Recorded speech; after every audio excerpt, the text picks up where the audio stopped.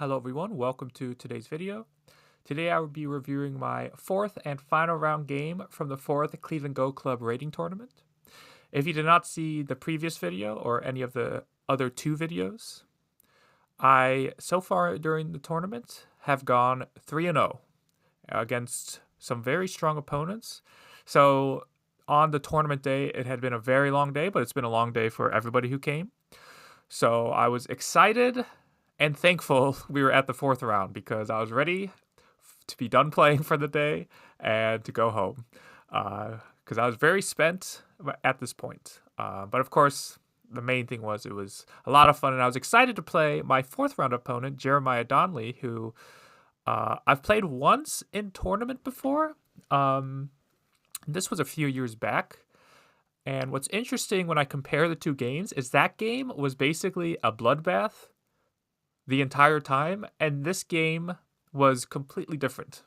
It was completely different. So again, I don't know if just our styles have changed or that's just what happened in either game, but it was funny thinking back like, wow, our last game we played in tournament was like, there were so many dead stones by the end, whereas this one was almost the complete opposite. But so far in the tournament, I was 3-0, and so was Jeremiah. Jeremiah, by the way, goes by Jay, so I'm going to call him Jay from now on. So Jay was also 3-0, and so there was no formal prizes during this event, but we still congratulated all the players that had a good record, or the best record, I should say. And so this was still for who's going to be 4-0 and who's going to be 3-1, right? So there was still a lot on the line, especially if you've ever met any Don players, especially mid-Don players. They have a lot of pride, so we do not like to lose. So yeah, without further ado, let's get into the final game. And again, as I was alluding to earlier, this game is honestly a game, like I can play the kind of fighty games, just because at the higher levels, you just have to be able to play any kind of game. But I do almost prefer these kind of calmer games. So white approaches and extends. This is again very standard.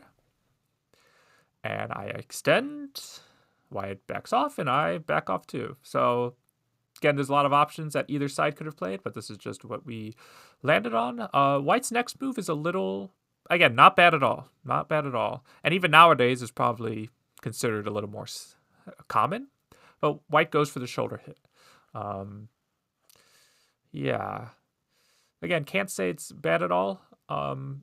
In fact, this kind of shoulder hit against any sort of Shamari is basically always an option.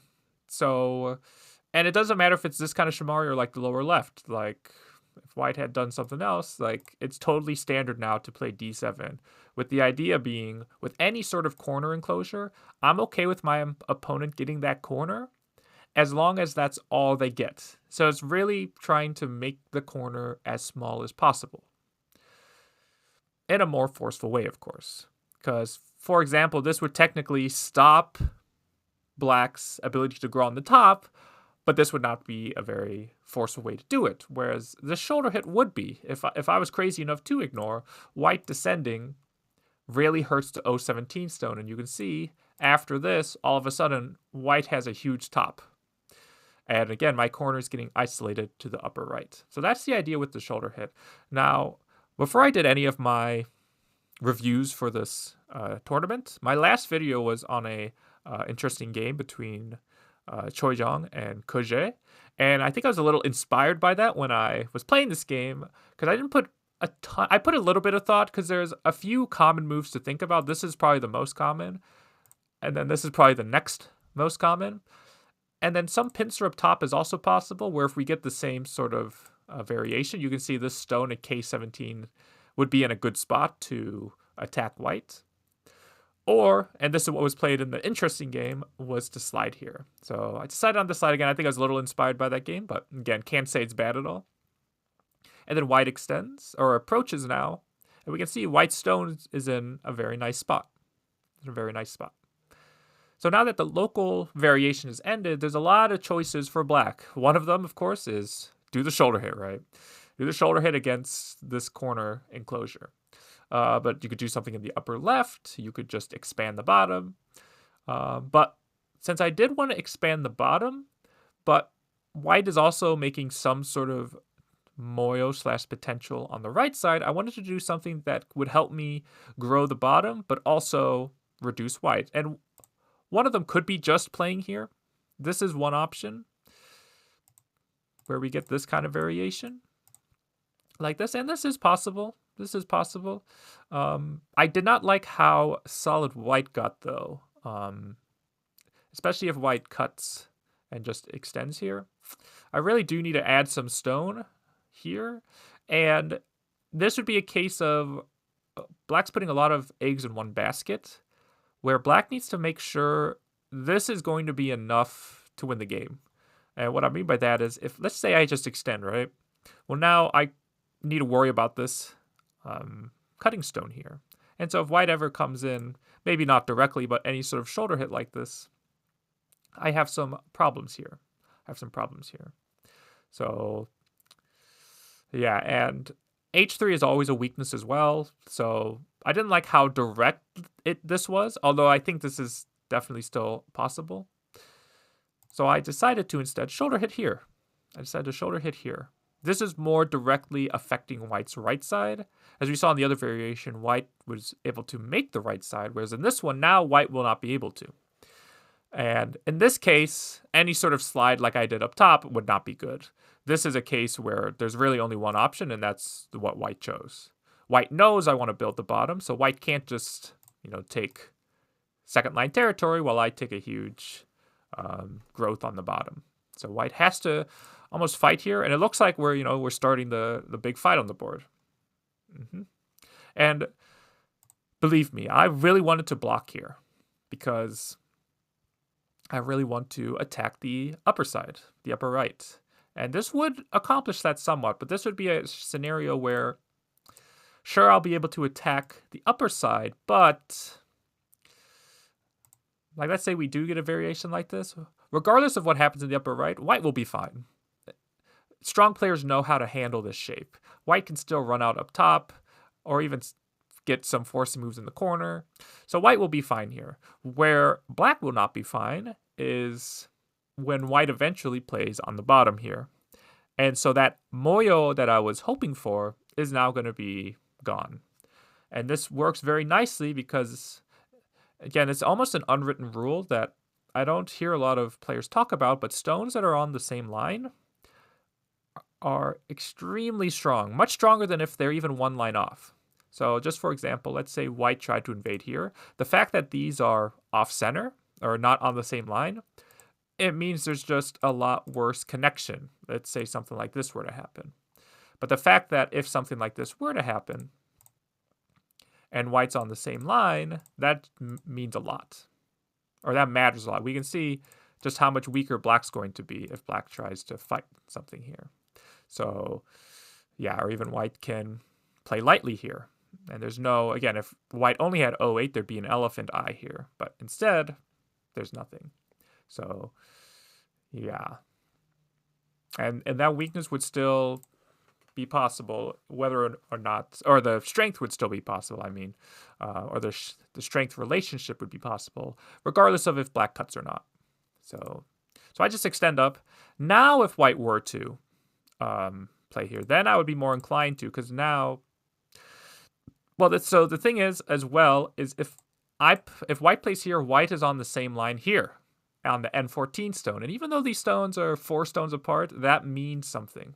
If we can just see, if I just have to keep extending, notice how I'm going to hit white stone there.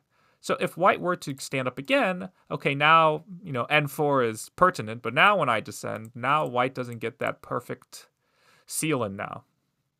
So, yeah, that's why I stood up once more. And I think this is where white could choose how to play next. White could just push up.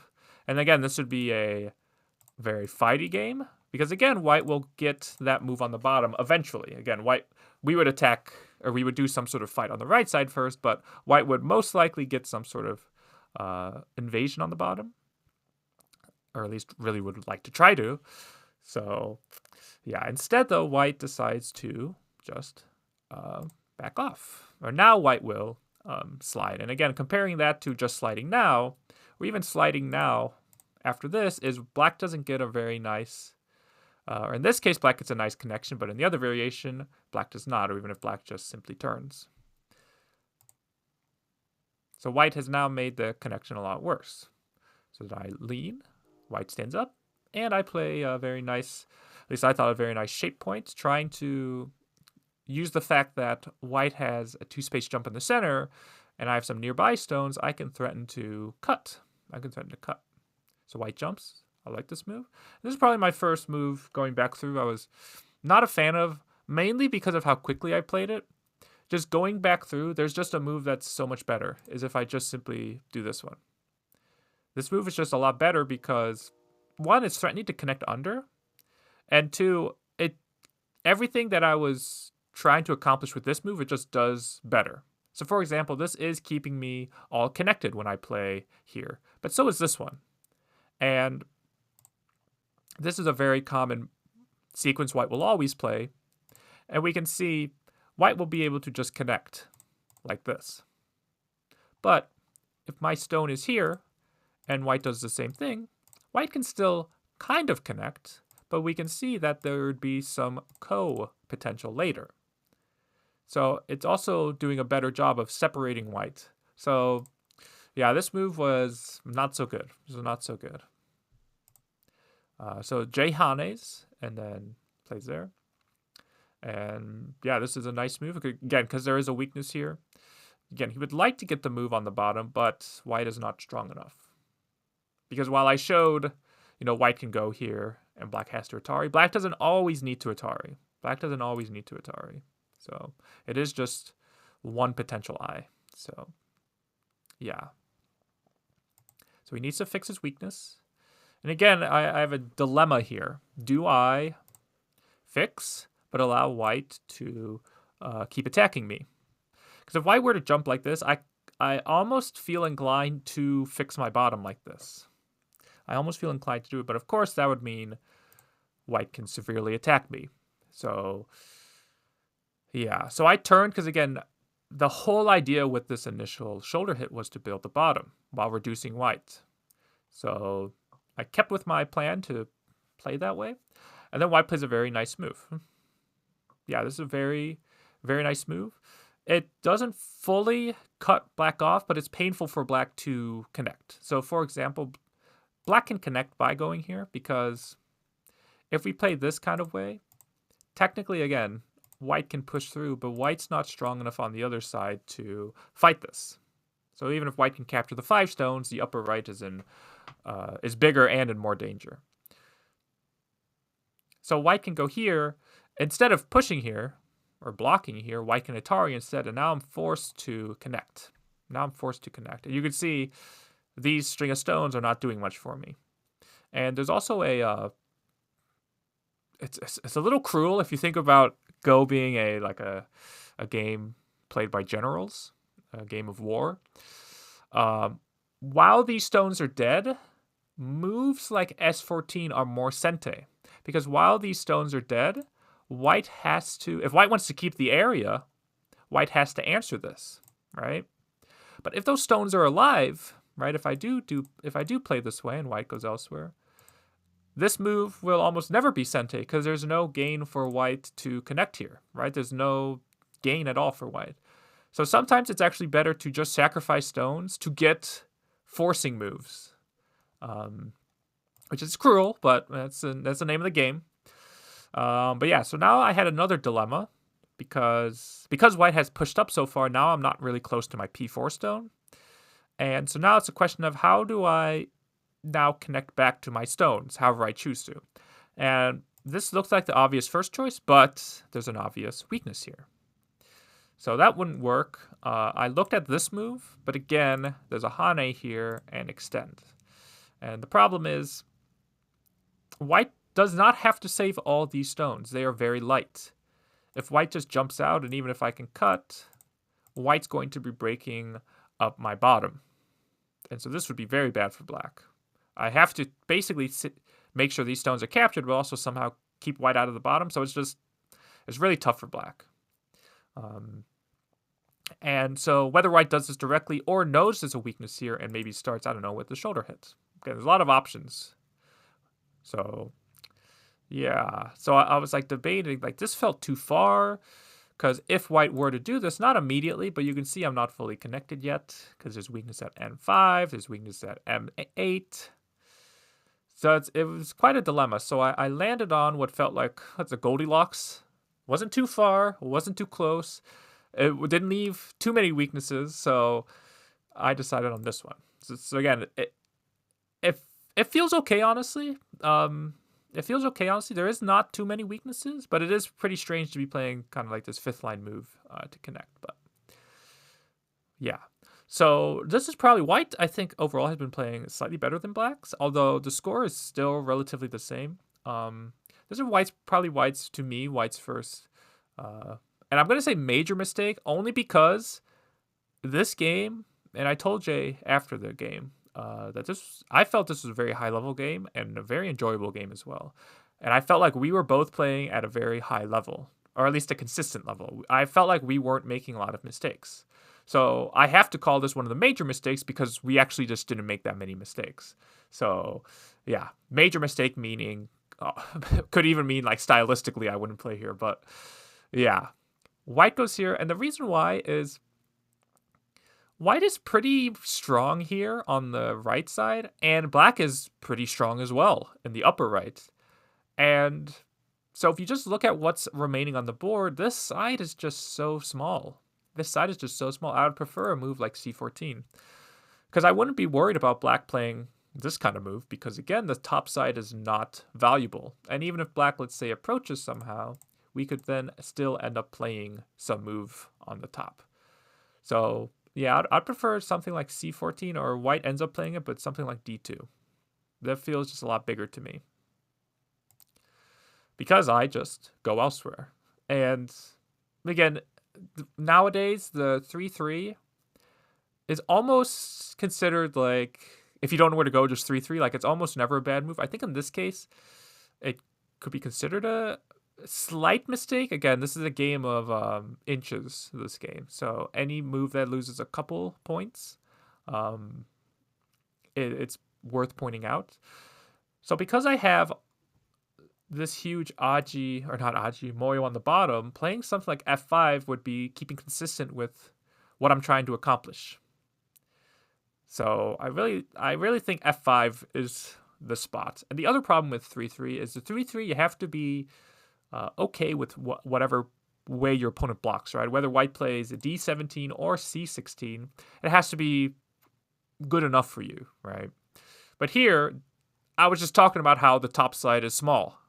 So which way do you think white's going to block me? Of course, white's going to force me towards the top, which is small. So here, if I want to play anything, I should approach from this side, because I don't want anything to do with the top side. Keep me out of it. So yeah, I should approach from this side because the left side is more important. Right here. And one more thing, F5 also has a nice follow-up of shoulder hitting. And this is a very similar shoulder hit to the shoulder hit white played at N16. So this is another reason why F5 would be a nice spot to get.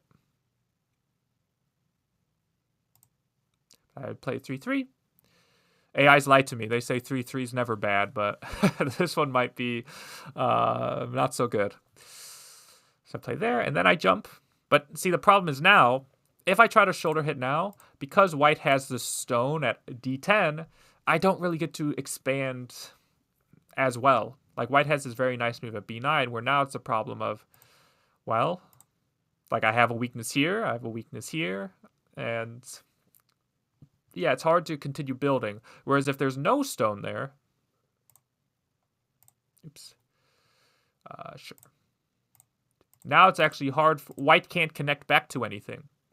So if white just pushes and does something like this, I can continue expanding on a very large scale. So yeah, right there.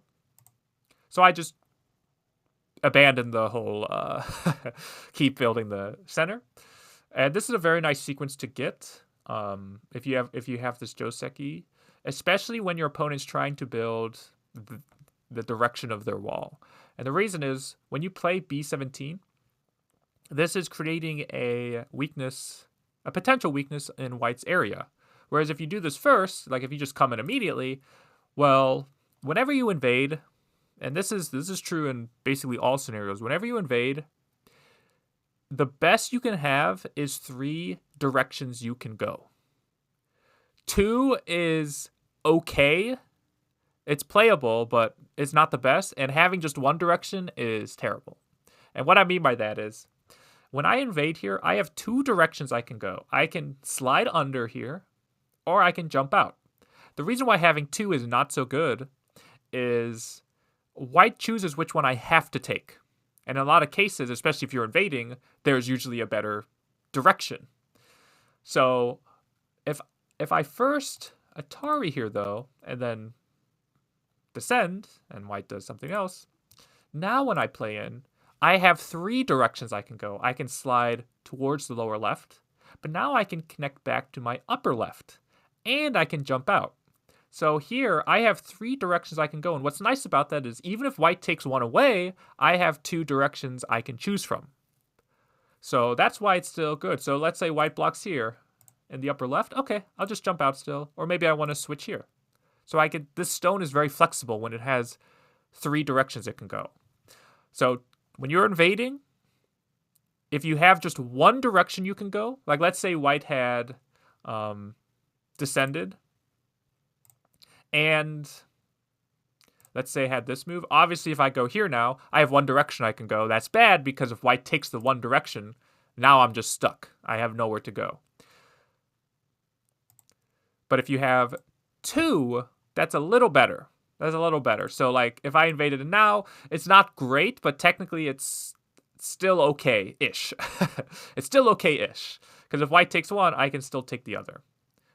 In some cases, though, like we might see here, white can potentially take 1 and take both at the same time. But again, even in this case, they're still Aji. So, but yeah, that's the idea with this variation here.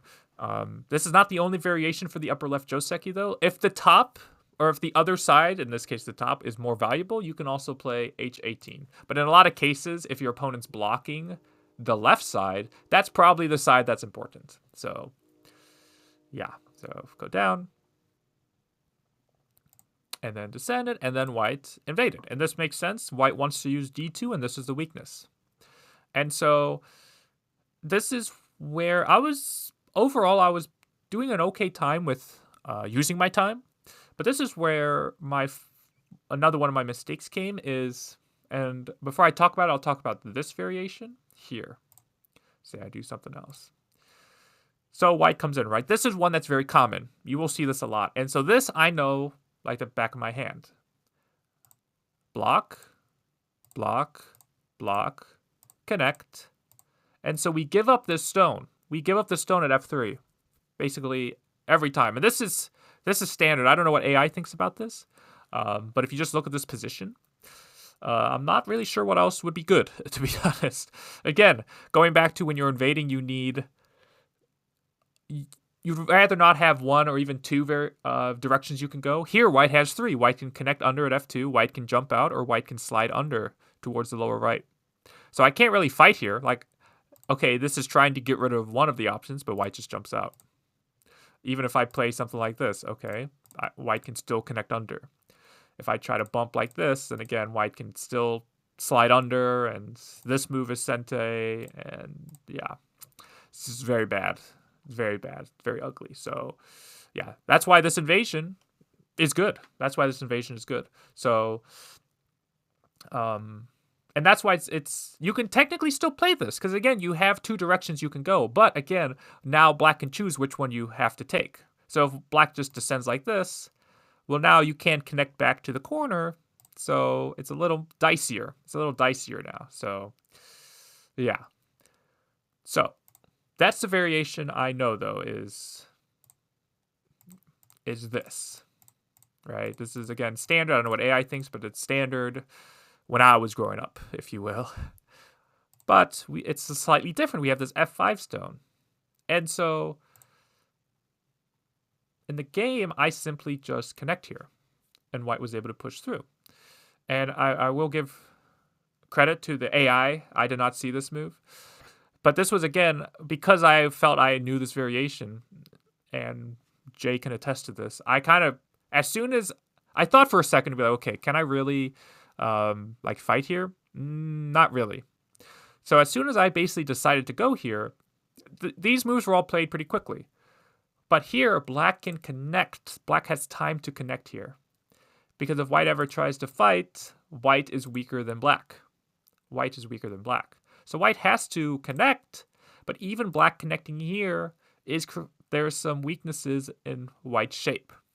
So white doesn't get as much of the corner. Again, all I'm giving up is like 6 points. But in a game like this, where so far, even just visually, it doesn't look like there's been a lot of mistakes, this kind of mistake means a lot. So yeah, whenever I played fast in this tournament, it happened in my last round game when I connected in a live group. Whenever I played fast in this tournament, it cost me. Most often than not, it cost me a few points. So yeah, I was overall using my time well, but whenever I let it slip, that's when things went badly. So play there, but now I have Sente, and white never responded to my upper side move, so I play here. Now, again, my next move was not the greatest, so white goes here. So kind of similar to the lower left. It's almost Joseki, but variation that we just played. I kind of autopiloted my next move because it's a quote-unquote standard move. You have to play it. And so I played here, which again, on face value, doesn't look so bad. But what was I saying about the top earlier? It's not worth a lot. So I should just connect back or make a base or jump out. I need to do something. Because if white clamps here, which is the follow-up, okay, I'll just connect. Right? Okay, if white goes here, I don't even need to answer. Look how small the top is. So again, this was too autopilot-y. This is like the shape point, but you can't play Go in a vacuum. So yeah, so white pincers. And again, I have 2 directions I can go, but I could have picked, again, I could have just connected like this, and that would have been pretty good. White plays there, attach under, and then white kick. Yeah, this was a, again, I have 2 directions I can go, so white is trying to block one, but it really hurt white's shape here. It really hurt white's shape. So white really needs to just, we talked a little bit after the game, white should really just capture here, get some points here, be 100% alive, and now you can attack relentlessly the left side. So yeah, kicking here, letting me get the Zatari. Really, white had to pay for that later, and we'll see that. So jump out. And there's a ko there, basically. And that does come into play.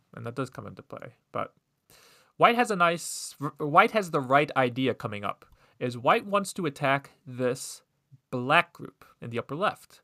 So look, where are black's nearest friends? Well, obviously, upper left, but disregarding that, because you can't technically connect. Wink, wink. So besides the upper left, where is black's nearest stones? It's the stones on the bottom. So white has the right idea of, okay, I want to attack the upper left, so I'm going to play towards the bottom. But the problem with this move is this was a little too direct. It's a little bit too direct, and we'll look at that as it develops. So Atari isn't terrible, but Go 101 is if you can't capture a cutting stone with the Atari, don't Atari it. And Jay showed me a very nice move post-game when we were looking at it, and I really do like this move. I think this is a good move. Because this is where Atari and played here, and I was like, haha, you can't go anywhere. Jay played this one, and this was one of the moves that I saw, and like it scared me for a second. Because I thought I had blundered big time, because looking at this position, I was like, oh, if I play here and white plays the elephant eye, now I have some problems. Because I need to connect. I need to play this. There is no other move. But then white can push. This is Sente. White can Atari. And there's Aji of white pushing and cutting here. And it's scary, but there should be no way for black to surround white in the center. There should be no way for black to surround white in the center. So, yeah, and again, these stones are very weak. They don't even have an eye. So it scared me for a second. And I was like, oh, gosh. Do I need to play like here? But then if white connects, maybe Atari first, then connect. I have weaknesses on the bottom. And so this is where I really like my senses heightened. I don't know if that's ever happened to anyone, but I was like, okay, we have to find something. And thankfully I did find probably the best move here. And it's, what do you know? My opponent's move. And again, this move actually does just work. Where if white connects, this net actually just works. And again, this was something we looked at post-game, and it looks like there's a lot of weaknesses in black's shape. But the problem is white does not have as many liberties as it seems, because it looks like white has 5 liberties, which might seem like a lot, but in reality, whenever you push, you keep losing liberties. So no matter what white does, like white does not have enough liberties here. So yeah, so this move actually just ends up solving black's problem for the most part, because white does find a nice move here, where if I block, then white can play here and connect. And again, you can't really seal white in. So I have to cut, but now the shape's a little better for black because white extends up. I Hane, Atari, and I get this squeeze like this. So I successfully connected my bottom stones together, and now white's shape also in the center is pretty heavy, and I get the first move in the center. So I play here, and then this was Jay's, like, so far we have only played, like, the only mistakes we've made are like mistakes of, like, not really misreading, just kind of like, okay, that was maybe suboptimal. But this was the first real mistake, is this cut, because this cut just doesn't work.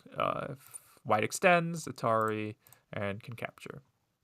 And similar to me, this was a moment where Jay was doing a good job using his time, but as soon as he played this cut, he played quickly. And yeah, it just doesn't work. And here, I like how I thought here. And I'm glad I actually thought clearly about it too. So basically I was like, okay, I have 4 liberties and white has 4 liberties. Technically, because if I just connect, and this is kind of what happens in the game, and white just keeps running, like, white can save this group. Now, the failure for white is white has actually let me connect up my groups, and all of a sudden this upper left group for white is actually very weak. So I was like wondering, okay, can I actually capture these stones without having to capture here? So I was looking at, okay, so I need to take away liberty, right? If I go here, so I thought I had 4 liberties, right? But I actually thought I had an extra liberty because I thought white has to go here. And then when I start taking away liberties, well, now I have enough liberties, right? But, and this is where I'm glad I took the extra second, because as I was reading, I was like, wait, white doesn't have to take here to fix this cut. White can simply just connect and fill a liberty this way. So then I was like, okay, now I have to fill liberties here, but I couldn't find a way to keep white's liberties low. Yeah, there was no way to keep white's liberties below 4, so I just decided, okay, I will just take. White jumps, Hane's so big as well because Atari there, and yeah, white kind of has to answer. So I can jump, but then white jumps, and then I can cover. So in this whole exchange, white got what white wanted, but white had to pay a big price in the center. So going all the way back to here, I think white had the right idea. But I think white should have played a little lighter. Maybe, again, this kind of variation, there's a lot of different options, but maybe something like this. Just something super light, just really indirectly attack these stones here. Yeah, something like this would be a lot better. Or even at some point like here. Now play this move, where if I answer, now you can play the moves you were... Well, let's assume it's, in a vacuum. White makes the same mistake. Well, now you have already played the move you were going to play, and now you have forced black to add an extra stone to the upper left. So now black is more inclined to save them because they're a little bit heavier, they're a little bigger. So yeah, Jay had the right idea, or white had the right idea, but just failed to play. So yeah, at this point, and then played there. Yep, keep using the Oji, and then spin back. White saves, and all of a sudden we're in endgame. And again, going back to this move, this is more Sente because those stones are dead.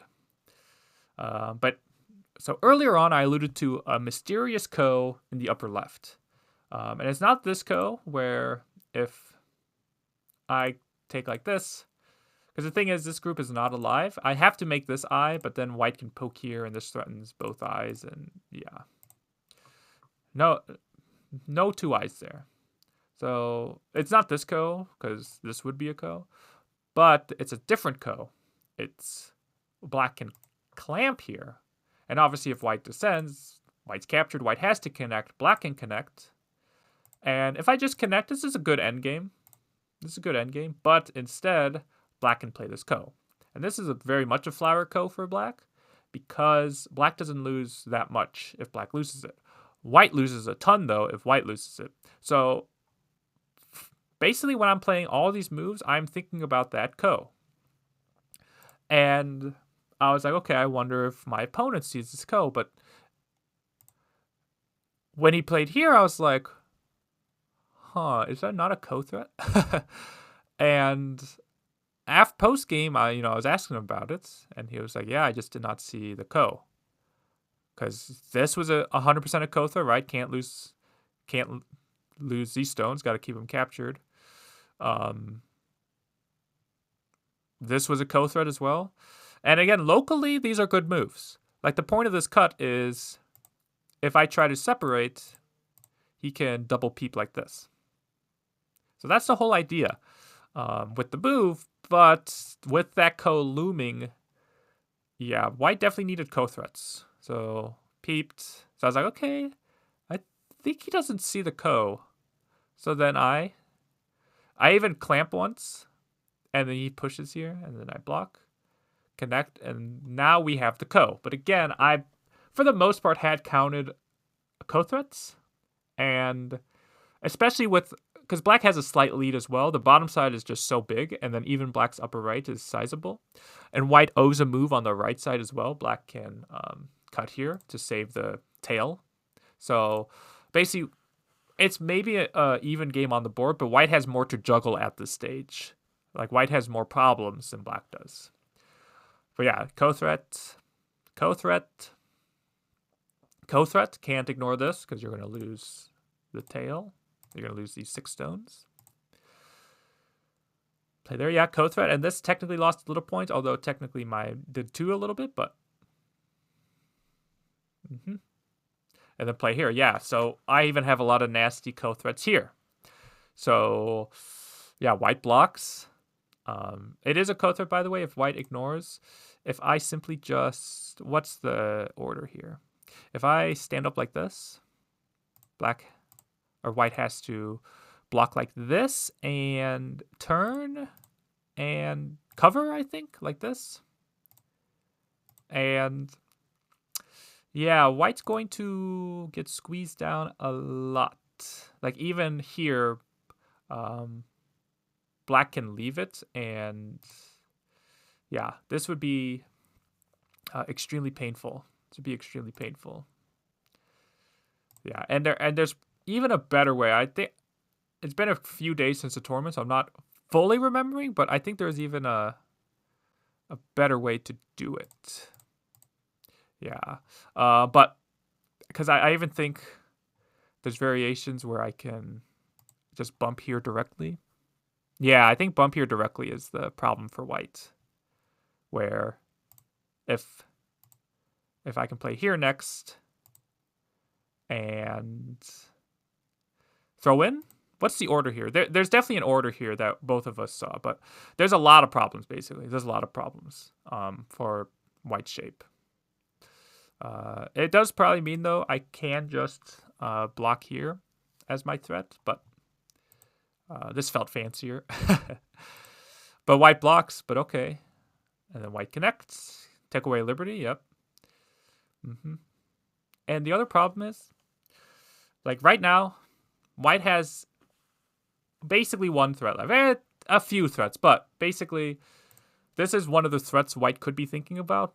But the problem is, again, because of how small the top is, it's not, white's actually not gaining that much, and like black has endgame that black can play on the bottom, on the left side even. So white cuts, because while this, you know, is more for points, white needs more threats. So white goes there. Push, yeah, that's a threat.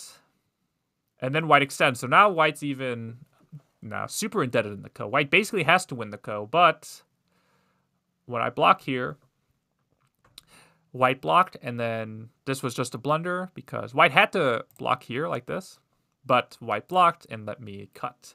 And this is when white resigned. But yeah, basically the first half of this game, if you look at this through an AI, it's almost us.